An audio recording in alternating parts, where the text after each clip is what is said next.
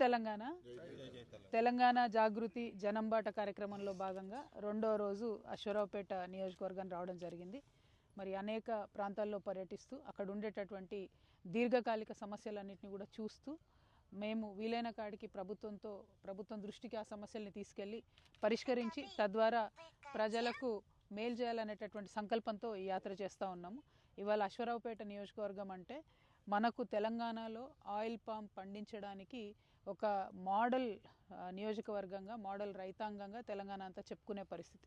ఒకప్పుడు అశ్వరావుపేటలో వచ్చినటువంటి లాభాలని చూసి కంప్లీట్గా తెలంగాణ వ్యాప్తంగా జిల్లాకు కూడా మరి ఆయిల్ పామ్ సాగు పెంచాలని చెప్పి కలెక్టర్ల ద్వారా అనేక సీడ్ ఆయిల్ కంపెనీస్ని టైఅప్ చేసినటువంటి సందర్భాన్ని కూడా మనం గుర్తు చేసుకోవాలి.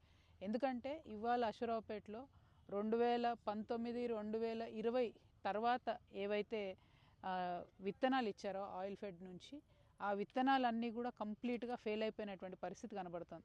6 సంవత్సరాలు రైతులు పంటను కాపాడుకొని ఆ పామాయిల్ చెట్లు కంప్లీట్గా గొడ్డుపోయిన తర్వాత ఏం చేయాలో తెలియని పరిస్థితులు ఇవాళ తోటనంతా కూడా నరికేసుకుంటున్నారు, తవ్వేసుకుంటున్నారు. అంటే పండించినటువంటి రైతు దానంతట తాను తోటను తీసేసుకుంటున్నాడంటే కేవలం ఆయిల్ ఫెడ్ ఇచ్చినటువంటి కల్తీ విత్తనాలు, నాసిరకం విత్తనాలే దీనికి కారణమని మనం చెప్పక తప్పని పరిస్థితి. అయితే విషయం ఏంటంటే 6 సంవత్సరాలు, 7 సంవత్సరాలు, 8 సంవత్సరాలు ఓపికతో ఎదురు చూసినటువంటి రైతులు ఇప్పుడు నెమ్మదిగా వాళ్ళందరూ ఒకరినొకరు అడుగుతూ వాటిని తీసేసుకునే పరిస్థితి.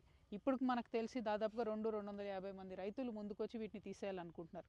కానీ ఇంకా మనం కరెక్ట్గా వెరిఫై చేసుకుంటే తెలంగాణ వ్యాప్తంగా ఆ సంవత్సరాలలో 2020 నుంచి 2024 లోపల ఆయిల్ ఫెడ్ నుంచి ఇచ్చినటువంటి విత్తనాలు మరి ఎక్కడ ఇచ్చారో, ఎన్ని వేల ఎకరాలు ఇచ్చారో ఒక్కసారి చూసుకోవాలి.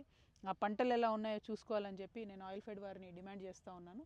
మీరు ఎన్నిసార్లు రైతులు కంప్లైంట్ చేసినా కూడా ఏమాత్రం కూడా స్పందించకుండా, ఏమాత్రం రెస్పాన్స్ ఇవ్వకుండా, ఒక సొల్యూషన్ అనేది దీనికి చూపించకుండా రైతుల్ని మభ్యపెట్టేటటువంటి ప్రయత్నం చేశారు. మీరు చేసినటువంటి అవినీతిని దాచిపెట్టుకోవడానికి, మీ యొక్క చేతగానితనాన్ని దాచిపెట్టుకోవడానికి రైతుల మీద నెప్పం నెట్టే ప్రయత్నం చేశారు. మేము రైతుల పక్షాన జాగృతి మాట్లాడుతుంది, నిలబడుతుంది. మిమ్మల్ని ఒకటే డిమాండ్ చేస్తూ ఉన్నాం, ఇంత నాసిరకం విత్తనాలు మీరు ఎన్ని వేల ఎకరాల్లో ఇచ్చారు, ఎంతమంది రైతులకు ఇచ్చారు? ఇస్తే వారికి ఎకరా 4 నుంచి 5 లక్షల రూపాయలు నష్టపరిహారం కట్టివ్వండి. ఈ మొత్తం 6-7 సంవత్సరాలు ఏదైతే రైతులు భరించారో, ఈ పంట మీద పెట్టుబడి పెట్టారో, వారి శ్రమ పెట్టారో, వారి యొక్క చెమటను చిందించారో దానికి మీరు కట్టివ్వాల్సిందే. మీరు చేసినటువంటి మోసానికి రైతులకు కాంపెన్సేషన్ ఇవ్వాల్సిందే.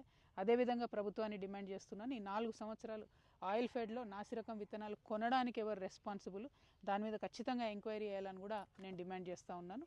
మరి రైతన్నలందరికీ కూడా నేను రిక్వెస్ట్ చేసేది ఒకటే, ఇప్పుడు జరిగినటువంటి బ్యాడ్ ఎక్స్పీరియన్స్ ప్రతిసారి జరగదు. కాకపోతే ఇప్పుడు జరిగిన బ్యాడ్ ఎక్స్పీరియన్స్ని, కరప్షన్ని మనం ఇక ముందు తెలంగాణలో జరగకుండా చూసుకోవడానికి అందరం కూడా ప్రయత్నం చేద్దాం. పెద్ద ఎత్తున ఆంధ్రాలో మంచి సీడ్స్ ఇస్తున్నారని చెప్తా ఉన్నారు. అవకాశం ఉంటే తెలంగాణలో ఉన్నటువంటి ఆయిల్ ఫెడ్ వారిని నేను రిక్వెస్ట్ చేస్తున్నా, ఆంధ్రాలో మంచి ప్రాక్టీస్ ఉంటే అక్కడ నుంచి చూసి నేర్చుకోండి. రైతులకు అల్టిమేట్గా హెల్ప్ అవ్వాలి తప్పితే రైతుల మీద రిస్ట్రిక్షన్స్ పెట్టి రైతులను ఏదో మభ్య పెట్టాలని చూస్తే మాత్రం ఎవరు చూస్తూ ఊరుకోరు. Thank you. జై తెలంగాణ, జై జాగృతి.